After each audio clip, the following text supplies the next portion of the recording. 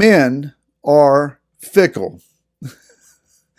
Hi, this is Barry Phillips with 10-Minute Torah, day number 1 of Shelach Lecha. We began in Bamidbar, or Numbers, chapter number 13, verses 1 and 2. Let's read those together. And Yahweh spoke to Moshe, saying, Send men to spy out the land of Canaan, which I am given to the children of Israel. Send one man from each tribe of their fathers, every one a leader among them. Now, previously, Yah would go to the extent of selecting which one of these men would be used from each tribe. The phrase Shelach Lecha, however, helps us to understand that Yah is saying, Moshe, you do it. If you want to send men, you do it. And choose the best men available from each tribe and send them. Now, the reality is, Yah had no need to spy out the land of Israel. He had already decreed and declared, prophesied, it's a land flowing with milk and honey. He had already prophesied to Abraham, your descendants are going to leave this land, go to Mitzrayim, serve there as servants and slaves, and then I will deliver them and bring them back here when the sins of the Amorite have come to the full, and then they will possess the land. He had promised them that this was a good land, a choice land, the choicest of all lands. So Yah had full confidence that this particular piece of property, these boundaries were suitable for his people, and not only suitable, but they would play a particular prophetic role for future generations, even into our day. Yah trusts that the land is good. It's when we go over in the book of Devarim, chapter number 1, and we look at verse 22, that we read that Moshe is recounting this instance and saying it was Yah's idea to send the spies. Yah wanted to go up into the land to see the best route to take, to see what the cities were like. That was your idea. But we also find out a couple of things in Devarim chapter 1 that really shed some light on the people's mindset at this juncture. And verse 27, Devarim 1:27, Moshe reminds them that they were grumbling in their tents, and he said, I heard you.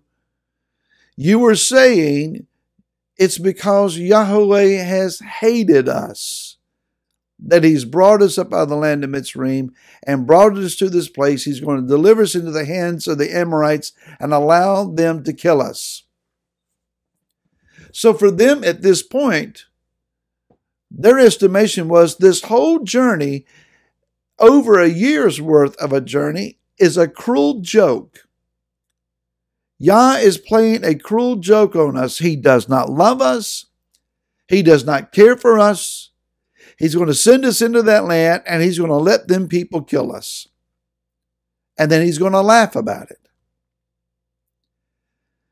Verse 32 of that chapter, Devarim 1:32, if you look at it, Moshe says, and you have no trust in Yahweh. You don't trust him. Yet it was Yah who brought them to Mount Sinai in Shemot, or Exodus chapter number 19. And he called the whole motley crew together of those that were of a Hebraic lineage, and then a mixed multitude of folks, a rabble. He brought them all together, looked at them, former slaves, still slaves in their minds, still looking over their shoulders and expecting someone to sneak up behind them and take them back into captivity. He said, I'm redeeming you. You are mine. You are a royal nation. You are a peculiar nation, a holy nation. You are a royal priesthood. You are a particular and peculiar people. You are my special treasure. It was this people who heard audibly as a nation the very voice of the Creator.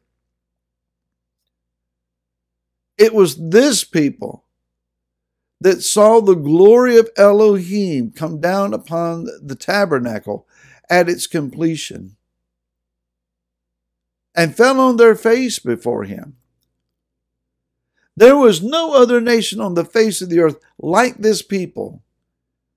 And yet for all of this sign and wonder campaign that Yah has given to them, they still in their hearts are thinking he hates us, he's planning on killing us, and we don't trust him. Man is fickle. Man will stand up today and boldly proclaim how powerful our Elohim is, his great love for us, all that he has done for us. We will exalt, praise, worship, magnify, and we will have an incredible encounterous moment with him. And just short order of hours or days, we will be moaning, groaning, and complaining and pointing an accusing finger into the heavens and saying it's all your fault. Man is fickle. Well, friend, it's up to you and I to decide today. Don't think we can do this tomorrow. We need to do this today. We need to know today whether we love him or not, and whether we genuinely believe that he loves us or not. Why would Yahweh hate you? He's invested the life of his Son in you. He's invested the power, the authority, and the promises of this word in you.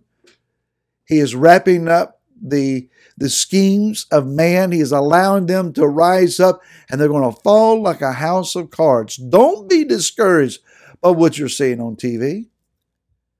Don't get all bent out of shape and worried about what's going on the internet. Social media is lying to you. It's not near as bad as people are panicking and saying. But Yah is going to allow the foundations of men to be built. He's going to allow them to do their thing. He's going to allow the anti-Mashiach to rise up. And this whole world globalist agenda thing, it's going to rise up out of the sand. It's going to be built on sand. There's no rock for it to stand on. And at its apex, at its climactic moment, it's all going to fall down around their ears. Because we serve the Mashiach, the King who is coming and is going to bring us into the land. Now, current circumstances about whether or not we can make Aliyah, and if we did, do we know the language, and do we have a job, and are we ready to adapt to Israeli culture and become an Israeli citizen? There's a lot to think about. But there's a kingdom who's coming. And there's land that's going to change, and there's going to be desert land turning into an oasis. And like the Garden of Eden, things are about to radically change. The world is going to shake until only the unshakable may remain. But among the unshakable ones, you and I need to be standing. We need to have our loins girded, our minds made up. We need to understand that the love of Elohim for his people is beyond question. And know that we we can trust him. His past record says, trust me. Our present desperate need says we have no other resource, no other place to go. Let's trust him. Yah is going to deliver his people. That you can bank on. That you can count on. That you will know to be true. Moshe said, it's your idea.